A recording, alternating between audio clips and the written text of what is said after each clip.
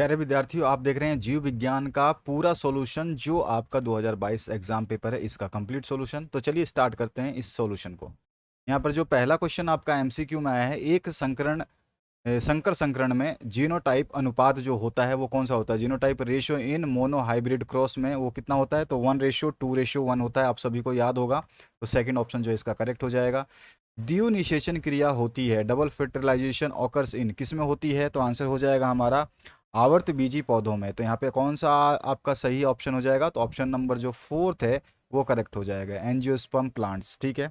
इसके बाद में नेक्स्ट जो क्वेश्चन है, इसमें देखिए पूछा क्या गया है, निम्नलिखित में से कौन सी जैव विविधता संरक्षण की स्वस्थानीय इन सीटू संरक्षण विधि नहीं है? नहीं पूछा गया, ध्यान रखना है। तो इसका आंसर जो हो जाएगा नहीं है, वो हो जाएगा निम्न ताप परीक्षण। ठीक है। तो यहाँ पे कौन सा हो जाएगा? निम्न ताप परीक्षण, जिसको क्रायो प्रिजर्वेशन भी कहते हैं, क्रायो प्रिजर्वेशन भी कहते हैं। तो थर्ड ऑप्शन जो है आपका करेक्ट हो जाएगा। इसके बाद आ जाइए चौथे क्वेश्चन पे। चौथा क्वेश्चन जो इसमें पूछेगा, जैव प्रौद्योगिकी में प्रयुक्त आणविक कैंची है। तो ये यहाँ पर सीधा सीधा पूछेगा, molecular scissor use in biotechnology is. तो कौन सा मॉलिकुलर सीजर होता है? तो हमारा आंसर हो जाएगा जो आपका होता है वो प्रतिबंधन एंडोन्यूक्लियोइज होता है। ठीक है, रिस्ट्रिक्शन एंडोन्यूक्लियोइज होता है। तो फोर्थ ऑप्शन इसमें भी आपका करेक्ट हो जाएगा। तो ये आपका चार जो एमसीक्यू पूछे गए थे उसके आंसर है। अब आते हैं हम बड़े क्वेश्चनों के ऊपर। पहला क्वेश्चन जो पांचवा पूछा गया है, इसमें पूछा गया एक्स एक्स तथा एक्स वाई गुणसूत्र किस नाम से जाने जाते हैं? तो एक्स एक्स गुणसूत्र जो है, पहले हम एक्स एक्स के बारे में बताएंगे, फिर एक्स एक्स एक्स वाई के बारे में बताएंगे। तो एक्स एक्स गुणसूत्र जो है को समजात गुणसूत्र कहते हैं, तथा ये जो है मादा के लिंग गुणसूत्र एक्स एक्स हैं। और एक्स वाई गुणसूत्र में एक्स वाई गुणसूत्र को विषम जात गुणसूत्र कहते हैं, और ये नर के लिंग गुणसूत्र एक्स वाई कहलाते हैं। ठीक है।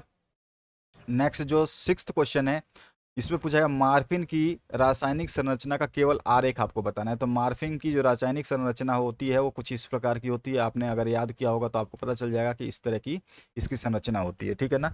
इसमें जो है आपके सारे के सारे जो है एन और CH3 बॉन्ड्स जो हैं ये जुड़े रहते हैं इसमें, और HO बॉन्ड भी आपका जुड़ा रहता है। इसके बाद जो नेक्स्ट पोर्शन है, इसमें पूछा गया आपसे सातवें में, एक आवर्त बीजी परागकोश में लघु बीजाणुधानी के सबसे आंतरिक भित्ति परत का नाम लिखिए। तो एक आवर्त बीजी परागकोश में लघु बीजाणुधानी के सबसे आंतरिक भित्ति परत को हम जो है टेपिटम कहते हैं। यह पराग कणों को जो है पोषण प्रदान करने का कार्य करती है। ठीक है, टैपीटम कहते हैं। इसके बाद आते हैं नेक्स्ट क्वेश्चन पे। आठवां क्वेश्चन जो पूछा गया है, उस पारस्परिक क्रिया का नाम लिखिए जिसमें एक जाति को लाभ होता है किंतु दूसरी जाति को ना लाभ होता है और ना हानि होती है। तो उसको हम सहभोजिता के नाम से जानते हैं। ठीक है, आप यहाँ पर इसका नाम जो है, वह क्रिया जिसमें एक जाति को लाभ होता है किंतु दूसरी जाति को ना लाभ होता है ना कोई हानि होती है, उसके सहभोजिता कहलाती है। ठीक है, उदाहरण में हम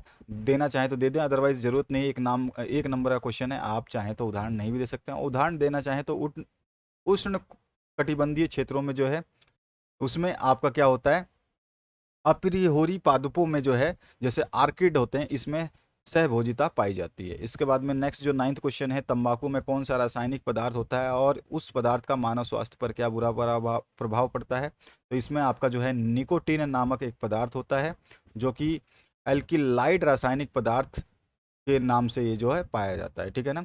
और ये तंबाकू में जो है शराब की भांति कार्य करता है। शराब में यानी क्षार की तरह काम करता है। इसके द्वारा जो है मानव के स्वास्थ्य पर बहुत ही अधिक दुष्प्रभाव पड़ता है। मनुष्य द्वारा तंबाकू का सेवन करने पर शरीर में रक्तचाप, हृदय स्पंदन आदि बढ़ जाते हैं, तथा अधिक लंबे समय तक तंबाकू के सेवन से जो है कैंसर भी हो सकता है। और उसके अलावा जो है तंबाकू मुख्य रूप से जो है सूंघा तथा चबाया जाता है, जिससे शरीर में CO यानी कि कार्बन मोनोऑक्साइड की मात्रा बढ़ जाती है। अतः तंबाकू का सेवन करने से मनुष्य के शरीर पर बहुत दुष्प्रभाव पड़ते हैं। इसके बाद 10वां जो क्वेश्चन है, किस प्रकार के विषाणु के कारण एड्स होता है? इसकी आनुवांशिक सामग्री का नाम आपको लिखना है। तो एड्स जो है इसको हम बोलते हैं एक्वायर्ड इम्यूनोडेफिशिएंसी वायरस, और जो है यह एक विषाणु जनित रोग है। और एड्स के विषाणु का नाम जो है HIV यानी ह्यूमन इम्यूनो डेफिशिएंसी वायरस के नाम से इसको जाना जाता है। और यह वायरस जो है रेट्रोवायरस समूह के अंतर्गत आता है। ठीक है। और आनुवांशिक रूप से ये अपनी माता के अपरा द्वारा भ्रूण में स्थानांतरित हो जाता है। अपरा जानते हैं, अपरा और प्लेसेंटा, प्लेसेंटा जिसको बोलते हैं। और एड्स अत्यधिक घातक रोग है। इसका संक्रमण जो है संक्रमित सुइयों के माध्यम से, जिसको अंतःशिरा में ड्रग्स के कुप्रयोग मामलों में और संक्रमित माता से भ्रूण में और असुरक्षित तथा संक्रमित व्यक्ति से यौन संबंध से जो है ये हो सकता है। अतः एड्स के संक्रमण से यह आनुवंशिक रूप से माता पिता से उनकी संतानों में जाता है। इसके बाद जो नेक्स्ट क्वेश्चन है देखिए, इसमें आपसे 11वां क्या पूछा गया, विश्व के पर्यावरण विदों द्वारा कुछ क्षेत्रों को जैव विविधता हॉटस्पॉट क्यों घोषित किया गया है। भारत के किन्हीं 2 जैव विविधता हॉटस्पॉटों के क्षेत्रों के जो है आपको नाम लिखने हैं। अथवा में दूसरा पार्ट भी दिया गया है, IUCN के अनुसार 2014 तक पौधों तथा या और जंतुओं की कितनी प्रजातियों का वर्णन किया गया है। रॉबर्ट मे ने वैश्विक जातीय विविधता को वैज्ञानिक रूप से कितना आंकलित किया है। इन दोनों में से कोई एक प्रश्न का उत्तर देना है। चलिए हम जैव विविधता वाला हम कर लेते हैं। जैव विविधता हॉटस्पॉट, जैव विविधता हॉटस्पॉट से तात्पर्य उन क्षेत्रों से है जहां अत्यधिक जाति समृद्धि पाई जाती है। और जैव विविधता हॉटस्पॉट क्षेत्रों में सबसे ज़्यादा जातियों का मुख्य धनी केंद्र जो है माना जाता है। इन क्षेत्रों में पादप तथा जंतुओं की जातियां पाई जाती हैं और भारत भी जैव विविधता का हॉटस्पॉट क्षेत्र माना जाता है। इसके हॉटस्पॉट क्षेत्र माने जाने के कारण इसका जाति समृद्धि में मुख्य धनी केंद्रों में से भारत में अत्यधिक हॉटस्पॉट वाले क्षेत्रों में भारत का पश्चिमी घाट, जहां पर उभयचर जातियों की समृद्धता पाई जाती है, तथा भारत में अंडमान निकोबार में भी अत्यधिक जाति समृद्धि हॉटस्पॉट वाला क्षेत्र जो है उसको कहा जाता है। तो इस तरह से 2 क्षेत्र उसने पूछे थे, एक तो आपका पश्चिमी घाट हो गया और एक आपका अंडमान निकोबार हो गया। इसके बाद जो है निम्नलिखित को परिभाषित करना है, अप्रवासन को और उत्प्रवासन को। अप्रवासन क्या होता है, किसी एक भौगोलिक इकाई से अन्य भौगोलिक इकाई में व्यक्तियों के आकर बस जाने को अप्रवासन कहते हैं। ठीक है, ये इसका डेफिनेशन हो गया। आधुनिक काल में यह आमतौर पर किसी एक देश के निवासी के किसी दूसरे देश में आकर वहाँ का निवासी बन जाने को कहते हैं। ठीक है ना। अब आज की डेट में हम इस परिभाषा को इस तरह से भी कह सकते हैं, जहाँ की वह नागरिकता ना रखता है, अतः यह व्यक्तियों के अनुकूलन के अनुसार अपना स्थान छोड़कर अन्य स्थान पर जाकर बस जाना ही अप्रवासन कहलाता है। ठीक है। इसका ख पार्ट में जो है उत्प्रवासन क्या होता है, तो किसी भौगोलिक इकाई से किसी व्यक्ति अथवा प्राणियों का उस स्थान को छोड़कर चले जाना उत्प्रवासन कहलाता है। ठीक है, इसमें चले जाते हैं आदमी। कुछ पक्षी मौसम के बदलने पर अपना प्रवासी स्थान छोड़कर अन्य स्थान पर चले जाते हैं तथा कुछ समय बाद वे वापस आ जाते हैं। यह प्रक्रिया उत्प्रवासन कहलाती है। उत्प्रवासन जो है मौसम के अनुकूल पक्षी को प्रभावित करते हैं, यानी कि सबसे ज़्यादा ये जो होते हैं ये टेम्पररी होते हैं, इसमें वापस से आ जाया जाता है, फिक्स नहीं है ये। इसके बाद में है आपका स्तनपान अनावर्त यानी कि लैक्टेशन एमेनोरिया क्या है, ये आपको बताना है। तो यहाँ पे देखिए स्तनपान अनावर्त क्या है, जब प्रसव के पश्चात शिशु माता के द्वारा प्रथम स्थानीय खीस अर्थात कोलेस्ट्रम को लेता है तथा यह प्रक्रिया माता के द्वारा अपने शिशु का स्तनपान कराने में होती है। यह प्रक्रिया मुख्य रूप से 6 महीने तक चलती है। डॉक्टरों द्वारा भी यह सलाह दी जाती है कि नए जन्मे शिशु को कम से कम 6 महीने तक माता का दूध पिलाना चाहिए, क्योंकि इसमें अनेक प्रतिरक्षी, जिसमें आपको याद भी होगा इसके MCQ पूछे जाते हैं कि माता के दूध में कौन सा प्रतिरक्षी पाया जाता है। ठीक है ना, तो ये भी ध्यान रखें, जिसमें प्रतिरक्षी IgA तथा IgE आदि पाए जाते हैं जो शिशु के प्रतिरक्षा तंत्र को मजबूत बनाते हैं। अतः माता के द्वारा अपने शिशु को प्रारंभिक अवस्था में कराया जाने वाला स्तनपान जो है लैक्टेशन एमेनोरिया जो है कहलाता है। इसके बाद जो है नेक्स्ट क्वेश्चन, इसमें देखिए दही की एक थोड़ी सी मात्रा ताज़ा दूध को दही बनाने में कैसे मदद करती है। दही की पोषण संबंधी गुणवत्ता का उल्लेख आपको करना है। तो दूध का दही में परिवर्तन कैसे होता है, दही में थोड़ी सी मात्रा दूध की मिलाने पर दही बनाई जा सकती है। अर्थात जो प्राथमिक रूप से दही ली जाती है उसे हम निवेशी द्रव्य कहते हैं। इस निवेशी द्रव्य में लैक्टिक एसिड बैक्टीरिया पाए जाते हैं। ये बैक्टीरिया दूध की केसिन प्रोटीन को स्कंदित कर देते हैं अथवा उसे आंशिक रूप से पचा देते हैं, जिससे दूध में जो है लैब की वृद्धि हो जाती है और लैक्टिक एसिड बैक्टीरिया के द्वारा लैक्टिक अम्ल में वृद्धि होने लगती है, जिससे दूध का दही में परिवर्तन हो जाता है। और दही के पोषण संबंधी गुणवत्ता में हम लिख सकते हैं, दूध में परिवर्तन होने पर दही में B12 विटामिन की वृद्धि हो जाती है, जो हमारे शरीर के लिए अति आवश्यक है तथा यह हमारी आंत के सूक्ष्म जीवियों के लिए लाभदायक होता है, जिससे पाचन की क्रिया जो है सही प्रकार से काम कर पाती है। ठीक है, इसके बाद जो है नेक्स्ट क्वेश्चन इसमें आपसे पूछा गया है, विनिवर्तन संलक्षण क्या है और इसके कोई 2 लक्षण आपको बताना है। तो यहाँ विनिवर्तन संलक्षण क्या है, तो देखिए, विनिवर्तन संलक्षण वह स्थिति है जिसमें व्यक्तियों के द्वारा व्यसन वाली चीज़ें छोड़ने पर परेशानियां सामने आती हैं। और विनिवर्तन संलक्षण तब अत्यधिक कठिन हो जाता है जब व्यक्ति अपने जो उसका मादक द्रव्य जो है, ठीक है ना, ये मादक है, मादक द्रव्य को छोड़ने के लिए सही तरह नहीं होता है तथा तब वह छुटकारा पाना चाहता है तो उसे अनेक कठिनाइयाँ होती हैं। यानी कि जब वो मादक द्रव्य को छोड़ने के लिए सही तरह से उस समय नहीं होता है या फिर उसको बहुत ज़्यादा उसकी प्रॉब्लम होती है तो उसको बहुत कठिनाई होती है। और विनिवर्तन संलक्षण के 2 जो लक्षण हैं वो कौन कौन से हैं इसमें, क्योंकि इसमें 2 एनी सिम्टम्स भी बताना है। तो इसका लक्षण है पसीना आना, हाथ पैरों का कांपना तथा हर समय बेचैन रहना। दूसरा है विनिवर्तन संलक्षण में अत्यधिक उल्टियां होती हैं तथा रोगी की हालत गंभीर भी हो जाती है। तो ये 2 हम जो है सिम्टम्स बता सकते हैं। इसके बाद में 16वां क्वेश्चन है, एक न्यूक्लियोसोम का जो है नामांकित चित्र बनाना है, यह कोशिका में कहाँ पाया जाता है ये भी बताना है। तो न्यूक्लियोसोम देखिए, जंतु कोशिका में अथवा यूकेरियोटिक कोशिका के केंद्रक में गुणसूत्र पाया जाता है तथा गुणसूत्रीय धागे जो डीएनए तथा हिस्टोन प्रोटीन से मिलकर बने होते हैं। डीएनए तथा प्रोटीन एक दूसरे से बंधे रहते हैं। इस संरचना को जो है इसको हम बोलते हैं न्यूक्लियोसोम। और न्यूक्लियोसोम जो है गुणसूत्र केंद्रक में पाया जाता है, ठीक है, और उस पर केंद्रक में पाए जाते हैं और उसके ऊपर भी पाए जाते हैं। इस तरह का इसका संरचना बनेगा, आप देख सकते हैं आपके डायग्राम, आपको न्यूक्लियोसोम का इस तरह का डायग्राम बनेगा। ठीक है, आप आराम से देख सकते हैं। यहाँ पे आप हिस्टोन अष्टक भी बनाएंगे, यहाँ पर इस तरह का आपको देखने को मिलेगा। तो ये डायग्राम आपको ध्यान रखना है। ठीक है, मैं थोड़ा सा आपको छोटा करके दिखा दूँ एक बार में 1 पेज पे, तो कुछ इस तरह का ये आपको जो है डायग्राम देखने को मिलेगा। ये पूरा डायग्राम इस तरह का आपको मिलेगा। ठीक है, इसमें जो न्यूक्लियोसोम होता है वो डीएनए प्लस हिस्टोटोन अष्टक होता है। अब आ जाइए 17 नंबर क्वेश्चन पे।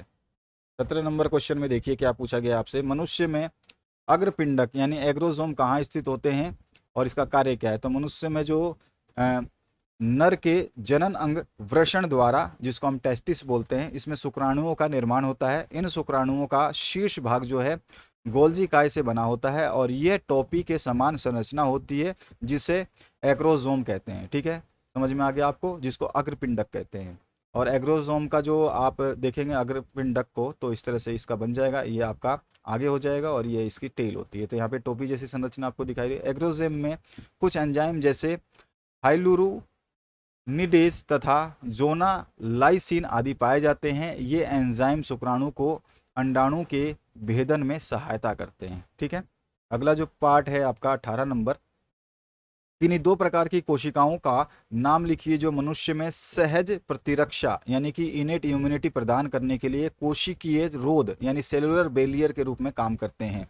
और आपको बता दूं कि आपके बोर्ड से अभी बातचीत चल रही है, जहां तक उनका कहना है कि वो 50% चांसेस है कि आपके बोर्ड द्वारा जो है मॉडल पेपर्स जारी किए जाएंगे 2023 एग्जाम के लिए।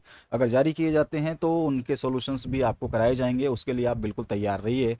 और जो सॉल्यूशंस अवेलेबल है इनको ज़रूर पढ़िए ताकि आपका जो आने वाले समय में एग्जाम होगा उसमें आपकी काफ़ी मदद हो पाए। इन सब चीज़ों को ज़रूर पढ़ना है। आपको कॉम्पिटिटिव एग्जाम देना है तो ये सारी चीज़ें आपको पता होनी चाहिए। तो यहाँ पर जो है किन्हीं 2 प्रकार की कोशिकाओं का नाम लिखते हैं जो मनुष्य में सहज प्रतिरक्षा प्रदान करने के लिए कोशिकीय रोध के रूप में कार्य करती है। तो मनुष्य के शरीर में मुख्य कोशिका जो है लिम्फोसाइट्स जैसे आपका मारक टी कोशिका तथा सहायक टी सेल जो और बी लिम्फोसाइट्स आदि कोशिकाएं हैं जो मनुष्य में सहज प्रतिरक्षा प्रदान करती हैं। ठीक है, वे कोशिकाएं जो कोशिकाएं रोध में कार्य करती हैं वे आरबीसी रुधिर में पाई जाने वाली श्वेत रक्त कोशिका और आपका भक्षाणु और उसके बाद में आपका न्यूट्रोफिल्स आदि हैं। और सेहत प्रतिरक्षा में जब कोई रोगजनक मानव के शरीर में प्रवेश करता है तब डब्ल्यूबीसी और भक्षाकाणु और उसके अलावा जो न्यूट्रोफिल्स जो आदि हैं, ये सेलुलर वॉरिंग के माध्यम से जो है रोगाणु को नष्ट कर देती हैं, बैरियर के माध्यम से। ठीक है, सेलुलर बैरियर्स के माध्यम से जो रोगाणु को नष्ट कर देती है। और मेंडेलिय विकार क्या है, किन्हीं दो मेंडेलिय विकारों को संक्षेप में समझाना। मेंडेलिय विकार अगर हम बात करें मेंडेलियन डिसऑर्डर, तो वे विकार जो गुणसूत्रों की संख्या में परिवर्तन के कारण उत्पन्न होते हैं उन्हें मेंडेलियन विकार कहते हैं। ये विकार मुख्य रूप से आनुवंशिक विकार कहलाते हैं। ये विकार निम्न रूप से उत्पन्न होते हैं। तो कभी कभी ये आनुवंशिक विकार भी पूछता है, तो इसको मेंडेलियन विकार के नाम से जाना जाता है, ध्यान रखना है। इसमें जो है किस ये निम्न रूप से कौन कौन से वजह से उत्पन्न होते हैं, तो कायिकीय गुणसूत्रों की संख्या में परिवर्तन के कारण हो सकता है और लिंग गुणसूत्रों की संख्या में परिवर्तन के कारण भी हो सकता है।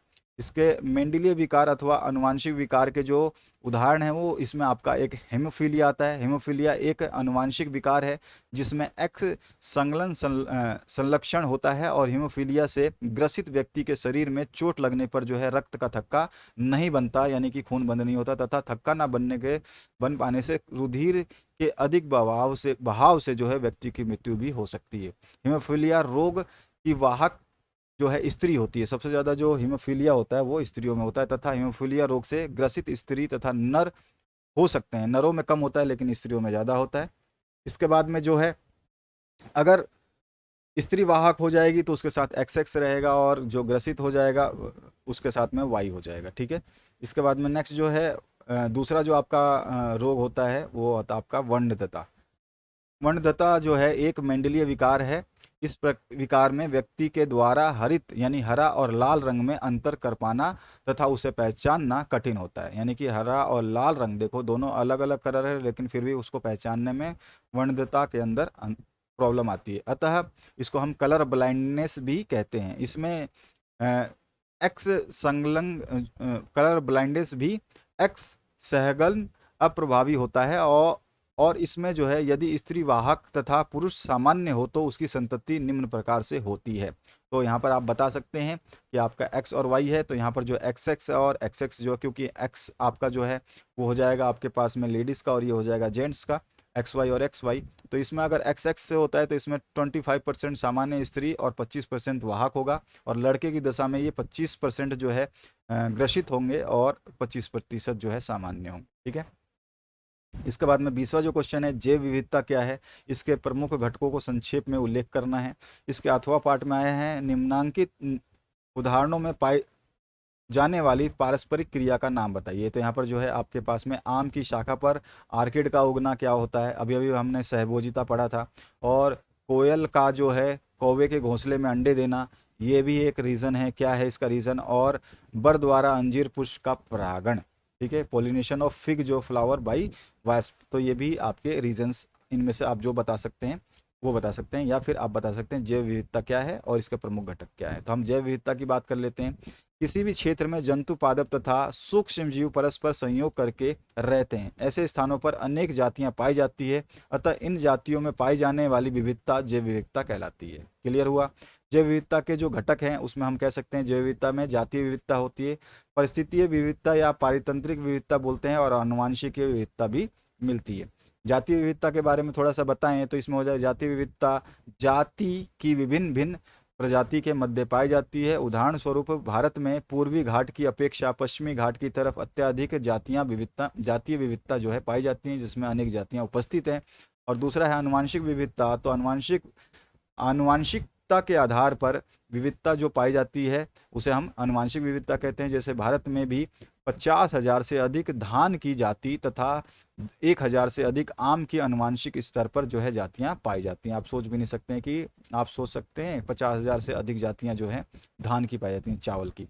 और परितंत्र विविधता जो है उसको क्या है उसमें, तो परितंत्र के आधार पर विविधता का विस्तार अत्यधिक है तथा परितंत्र में अनेक सूक्ष्म जीव प्राणी जंतु आदि परितंत्र विविधता आदि में जो है परितंत्र विविधता पाई जाती है। परितंत्र मतलब इकोसिस्टम में जितने भी एनिमल्स हैं, ह्यूमन हैं और रेप्टाइल्स हैं या कीड़े मकोड़े हैं, वो सारे के सारे एक परितंत्र में हैं और इनमें सभी में अंतर पाया जाता है।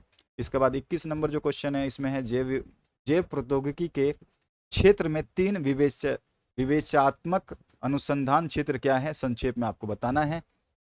तो जैव प्रौद्योगिकी क्या है, पहले हम इसको बता। इसमें जंतु कोशिका तथा मनुष्य के लिए जंतु कोशिका तथा एंजाइमों का प्रयोग कर मनुष्य के लिए जो है लाभदायक पदार्थों को औद्योगिक स्तर पर प्राप्त करना ही जैव प्रौद्योगिकी कहलाती है। ठीक है, बहुत ही सिंपल सा डेफिनेशन है, ये लिख आप याद कर लेना, इससे इजी डेफिनेशन बुक में भी नहीं मिलेगी आपको।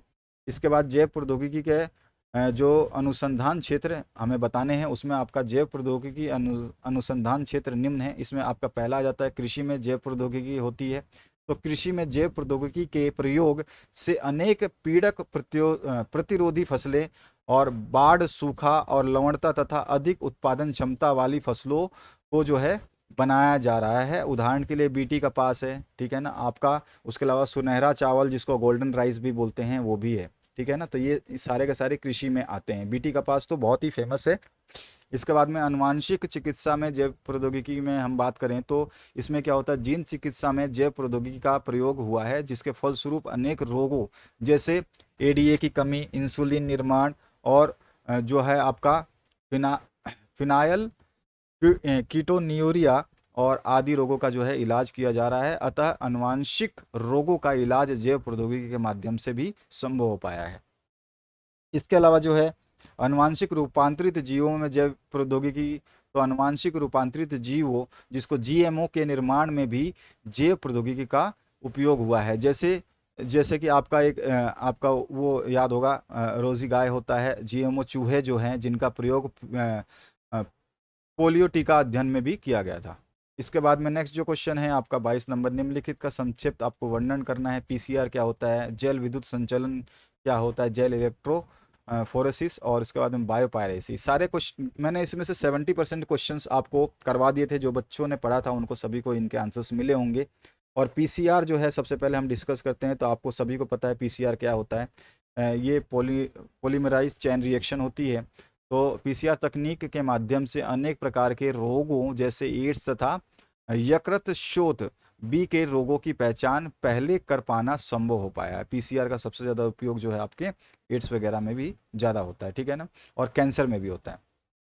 कैंसर को ख़त्म करने में भी पीसीआर का प्रयोग किया जाता है। इसके दूसरे पॉइंट में हम लिख सकते हैं जैल विद्युत कण संचलन। तो जैल विद्युत कण संचलन में डीएनए के प्रोब अथवा डीएनए के न्यूक्लियोटाइड्स के खंडों को रेडियो एक्टिव माध्यम में रखा जाता है, जिसके मध्य मुख्य रूप से जो है एगारोज जेल, जिसे समुद्री घास भी कहते हैं, वह होती है। और डीएनए के खंड जितने छोटे छोटे होते हैं, ये ऋणात्मक आवेशित होने के कारण उतनी ही अधिक दूरी तय करते हैं। इस क्रिया का प्रयोग डीएनए फिंगरप्रिंटिंग में भी किया जाता है। और इस बार डीएनए फिंगरप्रिंटिंग का क्वेश्चन थोड़ा सा इंपॉर्टेंट रहेगा, थोड़ा जल्दी से इसको ढंग से पढ़ लेना, और मॉडल सेट्स में ये क्वेश्चन आ सकता है, मैं आपको कराऊंगा। उसके अलावा जितने भी एनसीईआरटी के आपके जो मॉडल सेट्स डाले जा रहे हैं, चाहे यूपी बोर्ड का हो, एमपी बोर्ड का हो, झारखंड का हो, या फिर आपके हिमाचल बोर्ड का हो, राजस्थान बोर्ड का हो, या हरियाणा बोर्ड का हो, ये मैं 8-10 जगह के जो पेपर आपको सॉल्व करवा रहा हूँ, इन सभी पेपर्स को जरूर चेक कर लेना। इनमें से ज़्यादातर क्वेश्चंस आपको 2023 एग्जाम में देखने को मिलेंगे। तो जो भी पेपर्स मैं सॉल्व करवा के यहाँ पे मॉडल पेपर्स के रूप में या सॉल्यूशंस के रूप में प्रोवाइड कर रहा हूँ, इनको जरूर देख लें। दोबारा बोल रहा हूँ, इन जो बोर्ड्स हैं उनको नाम को ध्यान रखें, इनके जब भी मैं पेपर डालूँ जरूर देख लेना। आपका तो उत्तराखंड बोर्ड है ही, इसके अलावा जो हिमाचल बोर्ड है इसके पेपर्स आपके काम के रहेंगे, क्योंकि सेम सिलेबस है आपका। एमपी बोर्ड का सेम सिलेबस है आपके जैसा ही, एनसीईआरटी बुक है। यूपी बोर्ड का सेम सिलेबस है आपका जैसा ही है।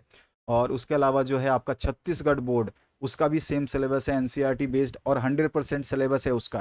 केवल छत्तीसगढ़ बोर्ड और उत्तराखंड बोर्ड का ही 100% सिलेबस 2023 में पूछा जाएगा। बाकी स्टेट ने 70% जो है सिलेबस दिया है इस बार भी, लेकिन केवल उत्तराखंड बोर्ड और छत्तीसगढ़ बोर्ड ने जो है 100% सिलेबस को कवर करा दिया इस बार। उन्होंने कोई कटौती नहीं की है, तो 100% सिलेबस आपको पढ़ना है। और उसके अलावा झारखंड मैंने बता दिया, झारखंड के पढ़ लेना। जो भी मैं मॉडल पेपर्स डाल रहा हूँ उनको ज़रूर पढ़ लेना आप। जितने भी एनसीईआरटी बेस्ड मॉडल पेपर डाले जा रहे हैं, चाहे वो किसी भी बोर्ड के हो, अगर आप उसको पढ़ते हैं तो आपका पूरा सिलेबस कवर होता है, और जो मोस्ट इंपॉर्टेंट क्वेश्चंस बनते हैं आपके एग्जाम की दृष्टि से वो सारे उसमें कवर किए जाएंगे। तो ऐसा नहीं है कि आपका स्टेट का मॉडल पेपर नहीं डाला है तो इसका मतलब ये नहीं कि आप उसको ना पढ़ें। अगर आप नहीं पढ़ते हैं तो आपका ही नुकसान है, क्योंकि आपके बुक के ही क्वेश्चंस उसमें मिलेंगे।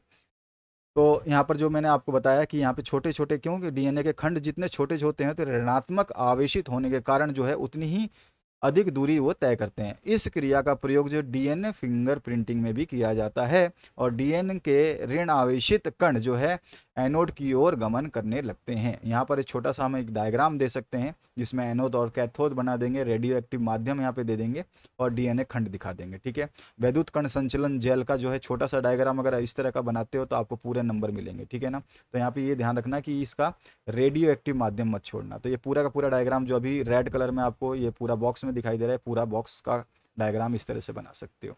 बायोपायरेसी क्या होती है? तो बायोपायरेसी से तात्पर्य है जिस आनुवांशिकतः रूपांतरित जीव तथा प्राणी का निर्माण किया जाता है।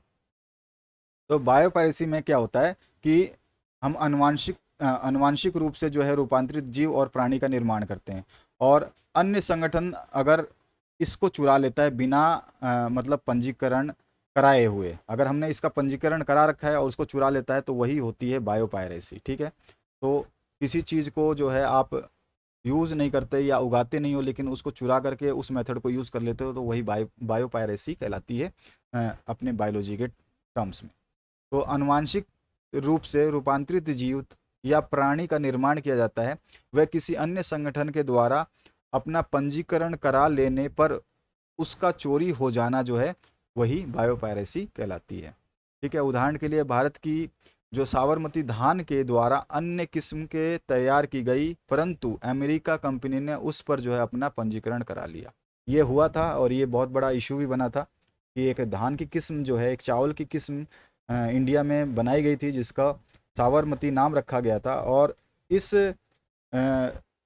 चावल के जो कॉन्सेप्ट था, जो इसको कैसे आनुवांशिकी रूप से उगाया गया, इसके जो राइट्स थे उसको चुरा लिया अमेरिकी कंपनी ने, और उसने बोला कि इसको हमने बनाया है।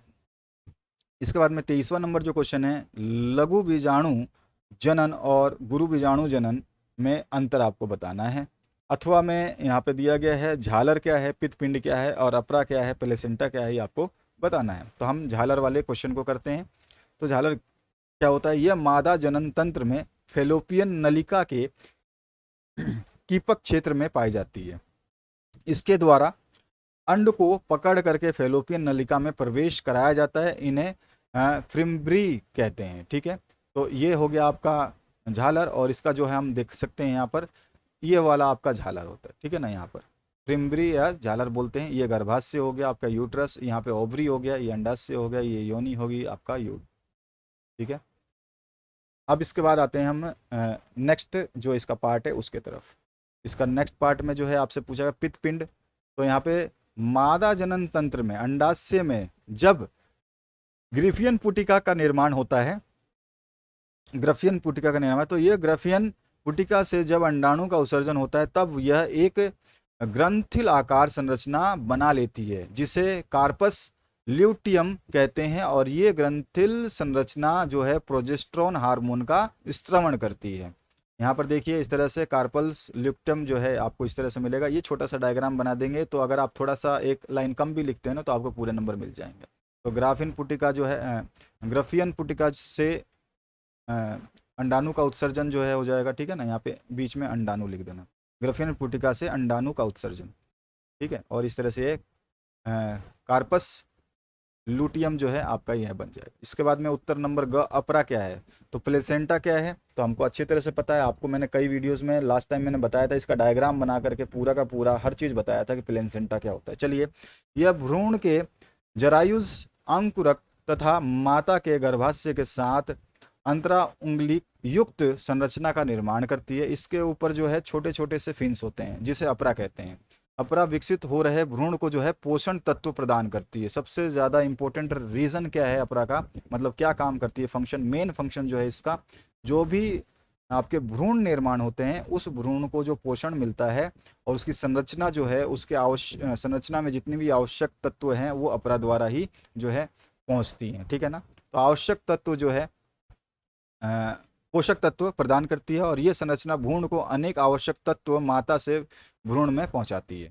इसके अलावा जो 24 नंबर क्वेश्चन है, कृषि क्षेत्र में आनुवांशिकता रूपांतरित पौधों का उपयोग किस प्रकार से लाभदायक है, कोई 3 लाभ लिखना है। तो कृषि में आनुवांशिकता रूपांतरित पौधों के लाभ क्या हैं? कृषि क्षेत्र आनुवांशिकता रूपांतरित पौधों से अधिक लाभ प्राप्त हुआ है। इसके माध्यम से कृषि में आज रासायनिक पीड़कनाशियों की जो है प्रतिरोधकता कम हुई है, ठीक है ना। जो पहले रासायनिक उर्वरक वगैरह यूज करते थे, पीड़कनाशी, ये सब कुछ कम हुआ है धीरे धीरे। ये फसल बाढ़, सूखा और लवणता आदि को जो है सहन कर सकते हैं, उसमें भी सक्षम है। और कृषि क्षेत्र में जो है जीएमपी का भी लाभ निम्न है। तो कौन कौन सा है देखिए, पीड़कनाशी प्रतिरोधी फसलों का निर्माण होता है। तो जीएमपी के द्वारा जो है कृषि क्षेत्र में पीड़कनाशी फसलों का निर्माण किया जाता है, जिससे रासायनिक उर्वरकता पर निर्भरता जो है कम हुई है। अतः इसका प्रमुख उदाहरण जो है बीटी बैसिलस, और जिसको थूरिजियसिस कहते हैं, जीव विष प्रोटीन को कपास के पौधों में पहुंचाया जाता है, जिससे बीटी कपास, बीटी गाजर एटसेट्रा का निर्माण किया जाता है। ये क्या करते हैं, ये इनएक्टिव फॉर्म में रहता है जो आपका, और जब इस पे कोई कीटाणु या कोई भी परभक्षी जो इसको नुकसान पहुंचाता है फसल को, तो ये उसके अंदर जाने के बाद में एक्टिव होते हैं। पहले एक्टिव नहीं रहते, पहले एक्टिव रहेंगे तो फसल को ही नुकसान पहुंचा देंगे।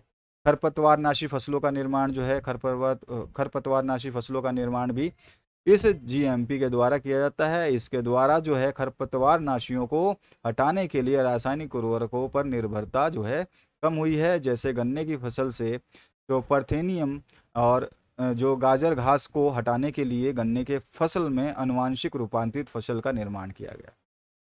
अधिक क्षमता उत्पादन वाली फसलों का विकास जो है इससे होता है। इसके लाभ से जो है आज बहुत अधिक उत्पादन वाली फसलों को भी उगाना संभव हो पाया है, तथा अधिक पोषण तत्वों से युक्त फसल मनुष्यों को अधिक लाभ प्राप्त हुआ है। उदाहरण के लिए है जो है आपका गोल्डन राइस जो मैंने बताया था, और उसके अलावा कैरोटीन भी है, बीटा कैरोटीन भी है। उसके अलावा जो है आपका एक बीटी कपास तो मैंने बताया ही था, और भी बहुत सारे एग्जाम्पल्स हैं, आप इनको लिख सकते हैं। इसके बाद में 25 नंबर है, पॉलीन्यूक्लियोटाइड श्रृंखला का आरेख खींचना है, और आरेख में न्यूक्लियोटाइड के विभिन्न घटकों को प्रदर्शित भी करना है। केवल आपको डायग्राम बनाना है। तो श्रृंखला का निर्माण कुछ इस तरह से होगा, लंबी श्रृंखला होती है ये, आपकी बुक में भी ये श्रृंखला को थोड़ा ढंग से एक बार जरूर याद कर लेना, ठीक है। तो यहाँ पर जो है ये आपका ये 5 आ जाएगा, यहाँ 3 आ जाएगा एक तरफ से। इन दोनों में कंबाइनेशन कर देंगे तो एच बॉन्ड के साथ में हाइड्रोजन बॉन्ड जो है वो लगा रहता है। कार्बन और हाइड्रोजन बॉन्ड ही इसमें ज़्यादातर आपको देखने को मिलेगा। पूरे बुक में आपको ये डायग्राम मिल जाएगा, आप इसको देख सकते हैं, ठीक है ना। ये बहुत इंपॉर्टेंट है, मैं बता रहा हूँ, ध्यान रखना। पॉलीन्यूक्लियोटाइड श्रृंखला जो है इसका आरेख एक बार जरूर दोबारा से देख लेना। तो ये आपके बुक में है और यहाँ पर आप देख सकते हैं। और इस के विभिन्न घटक कौन से हैं? तो नाइट्रोजन क्षार होता है, शर्करा जिसको पेंटोज बोलते हैं, और इसमें फॉस्फेट ग्रुप भी अवेलेबल होता है, ठीक है ना। बीच में देख ही रहे हो आप, फॉस्फेट ग्रुप जो है अवेलेबल है। इसके अलावा जो है नेक्स्ट आपका पार्ट, इसी का जो छोटा सा पार्ट है उसको भी देख ले। डीएनए के न्यूक्लियोटाइडों में AGCT नाइट्रोजन क्षार, पेंटोज, शर्करा तथा फॉस्फेट समूह जुड़ करके न्यूक्लियोटाइड की संरचना का निर्माण करते हैं। और जो है यहाँ पर न्यूक्लियोटाइड की संरचना अगर आप देखेंगे तो कुछ इस तरह का मिलेगा, जिसमें फॉस्फेट समूह जो है ये वाला हो जाएगा आपको, ठीक है। और नाइट्रोजन क्षार जो है यहाँ पर आ जाएगा, नाइट्रोजन बेस यहाँ पे आएगा, पेंटोज शर्करा का ये निर्माण होता है, चैन पूरी की पूरी। तो ये हो गया आपका आंसर। इसके बाद आती है नेक्स्ट क्वेश्चन की तरफ, जो बायोगैस क्या है, इसका उत्पादन कैसे किया जाता है। बायोगैस में उत्पादन में प्रयुक्त किए जाने वाले सूक्ष्म जीव का नाम लिखना है, अथवा में है जैव उर्वरक के रूप में माइकोराइजा और साइनोबैक्टीरिया और जीवाणुओं के महत्व को आपको समझाना है। तो जैव उर्वरक के रूप में सूक्ष्म जीवों की भूमिका के हम डिस्कस करते हैं। जैव उर्वरकों में सूक्ष्म जीव महत्वपूर्ण भूमिका निभाते हैं। जैव उर्वरकों के सूक्ष्म जीवों के प्रयोग से रासायनिक उर्वरकों का जो है प्रयोग कम हो गया है। ये अत्यधिक महत्वपूर्ण होते हैं, अतः इनका प्रयोग वह महत्व निम्न है। इसमें जीवाणुओं की भूमिका जो है, जीवाणु जैसे राइजोबियम तथा एजोबैक्टीरियम आदि पादपों के साथ सहजीवी संबंध दर्शाते हैं, तथा इसके कारण वायुमंडलीय नाइट्रोजन का स्थिरीकरण, जो नाइट्रोजन फिक्सेशन है वो कर देते हैं, और उनके पोषण तत्वों को जो है पादपों को उपलब्ध करा देते हैं, ठीक है ना। इस तरह से आप जो है राइजोबियम जीवाणु का जो है इस तरह से आप दिखा सकते हैं पौधा बना के। और यह मटर कुल चना आदि की जड़ों में गांठ बनकर रहते हैं, मादा के पोषक तत्व बढ़ाते हैं, ठीक है ना। सॉरी, मादा कह रहा हूँ, मृदा मृदा के ये पोषक तत्वों को नाइट्रोजन फिक्सीकरण करेंगे तो मृदा के जो पोषक तत्व है, सॉइल के जो फर्टिलिटी है, वो ऑटोमेटिकली जो है नाइट्रोजन फिक्सीकरण से बढ़ जाता है। नाइट्रोजन फिक्सेशन एक्चुअली है क्या है कि ये जो पौधों को रिक्वायर्ड नाइट्रोजन क्वांटिटी है उतनी ही देते हैं, बाकी जो नाइट्रोजन है उसको ये हटा देते हैं वहाँ से। और इसके बाद में साइनोबैक्टीरिया की भूमिका क्या है, तो धान के पौधों में कुछ शैवाल जैसे साइनोबैक्टीरिया और नास्टाक और एनेबिना आदि के द्वारा जो है वायुमंडल की नाइट्रोजन को स्थिरीकरण करने की क्षमता पाई जाती है। ध्यान रखना है कि साइनोबैक्टीरिया और नास्टाक और एनाबिना ये छोटे क्वेश्चन में पूछा जाता है कि धान के पौधों में कौन से शैवाल पाए जाते हैं, तो आपको बताना होगा, ठीक है। स्थिरीकरण करने की क्षमता पाई जाती है। ये सूक्ष्म जीव धान के उत्पादन को बढ़ाते हैं तथा मिट्टी की उर्वरकता को भी बढ़ाते हैं, फर्टिलिटी को भी बढ़ाते हैं। और इसके बाद माइकोराइजा यह कवक है जो पादपों की जड़ों में रह करके अथवा उनके साथ संबंध बना करके मृदा में फॉस्फोरस के तत्वों को बढ़ा देते हैं। माइकोराइजा का थोड़ा सा काम अलग है, नाइट्रोजन की जगह ये फॉस्फोरस पे थोड़ा ज़्यादा ध्यान देता है और जिससे उर्वरकता जो है बढ़ जाती है और उत्पादन भी अधिक हो जाता है। आप माइक्रोराइजा का दिखाना चाहें तो कुछ इस तरह से दिखा सकते हैं, ठीक है। आगे बढ़ते हैं नेक्स्ट क्वेश्चन की तरफ। एक आरेखीय संरचना की सहायता से अनुलेखन इकाई उन्नायक यानी कि प्रोमोटर व समापक यानी कि टर्मिनेटर के स्थान और भूमिका की व्याख्या करनी है। अनुलेखन जो होता है वो क्या होता है, अनुलेखन से तात्पर्य डीएनए के जो आपके पॉली न्यूक्लियोटाइड श्रृंखला का जो है पॉलीराइबोटाइड श्रृंखला में बदल जाना होता है। अनुलेखन क्या होता है, जो आपके पॉलीन्यूक्लियोटाइड श्रृंखला है वो पॉलीराइबोटाइड श्रृंखला में बदल जाती है, उसी को हम अनुलेखन कहते हैं। डीएनए से एमआरएनए में कन्वर्जन, अतः डीएनए से एमआरएनए के निर्माण की प्रक्रिया अनुलेखन कहलाती है। अनुलेखन की प्रक्रिया जो है उसकी अगर हम डायग्राम बनाए तो कुछ इस तरह से संरचनात्मक जीन जो है आप इस तरह से दिखा देंगे, प्रोमोटर इधर दिखा देंगे, समापक इधर दिखा देंगे, एमआरएनए ये हो जाएगा, ठीक है ना। इस तरह का डायग्राम बनाएंगे। और इसके बाद में जो है उन्नायक की अनुलेखन में भूमिका क्या है, तो डीएनए के द्विकुंडली का खुलना तथा उन्नयन तथा प्रोमोटर से एमआरएनए का संश्लेषण प्रारंभ होता है। उन्नयन जब डीएनए पर आकर बैठता है तभी एमआरएनए का संश्लेषण प्रारंभ होता है। और समापक टर्मिनेटर की भूमिका क्या है, यह डीएनए के अंतः भाग में पाया जाता है जहां पर एमआरएनए का संश्लेषण समाप्त हो जाता है। यह एमआरएनए के संश्लेषण को समाप्त करता है। अनुलेखन की क्रिया द्वारा बने एमआरएनए का प्रयोग जो है या उपयोग प्रोटीन निर्माण में भी किया जाता है। इसके बाद आ जाइए 28वें नंबर क्वेश्चन पे। एक संकर क्रॉस का उपयोग करते हुए प्रभाविता के नियम की व्याख्या करनी है, अथवा में द्विकुंडली डीएनए की संरचना की मुख्य विशेषताओं का वर्णन करना है। तो हमने दूसरा वाला किया है। द्विकुंडली डीएनए की संरचना में डीएनए एक जो है अनुवांशिक पदार्थ है और डीएनए की खोज जो है फ्रेडरिक विल्सन ने सर्वप्रथम जो है आपके पश्च कोशिकाओं में की थी, ठीक है ना, ये ध्यान रखोगे। और डीएनए के द्विकुंडली संरचना के संबंध में मैंडल, वाटसन और क्रीक ने जो है एक मॉडल प्रस्तुत किया था।